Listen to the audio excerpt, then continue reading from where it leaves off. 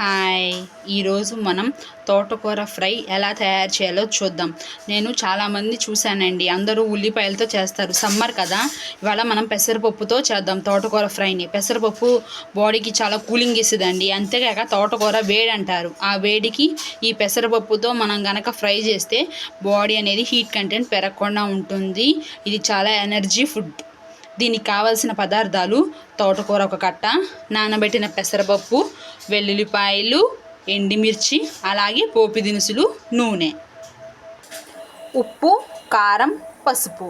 ముందుగా బాండీ పెట్టి అందులో దీనికి తోటకూర ఫ్రైకి నూనె ఎక్కువైతే చాలా టేస్టీగా ఉంటుందండి ఫ్రై. అందుకే నేను ఒక 2 టేబుల్ స్పూన్స్ ఆఫ్ నూనె వేశాను. నెక్స్ట్ అందులో పోపు దినుసులు అన్నీ వేగాక 1 by 1 వేయాలి. అంటే ఎండుమిర్చి, వెల్లుల్లిపాయలు ఇవన్నీ వేగిన తర్వాత మనం తోటకూరని ప్లేస్ చేయాలి.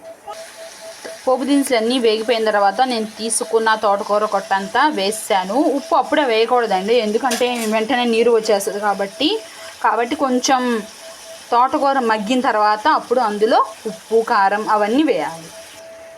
ఇదిగోనండి, ఇట్లా కొంచెం హాఫ్ బాయిల్ అయిపోయింది కాబట్టి నెక్స్ట్ అందులో రుచికి సరిపడా ఉప్పు, కారం, పసుపు 3 వేసేసి మళ్ళీ ఒక 5 minutes మగ్గనివ్వాలి. ఇదిగోండి, ఇది పూర్తిగా మగ్గిపోయిందండి. నెక్స్ట్ ఇప్పుడు ఇందులో పెసరపప్పు వేయడం అంతే. నేను పెసరపప్పుని ఒక 4-5 hours ముందే నానబెట్టుకున్నాను. మీరు ఈ పెసరపప్పు ప్లేస్లో కందిపప్పు కూడా వేయొచ్చు, కానీ కందిపప్పుని మనం ముందు రోజు రాత్రిగానే నానబెట్టుకోవాలి. ఇదిగోండి, ఈ పెసరపప్పు వేసిన తర్వాత మళ్ళీ ఒక 5 minutes మగ్గనివ్వాలి. పెసరపప్పు వేసిన ఒక 5 minutesకి పెసరపప్పు కూడా మొత్తం మగ్గిపోయిందండి. ఇంకా స్టవ్ ఆపేస్తే మనకి ఎంతో టేస్టీ తోటకూర ఫ్రై రెడీ.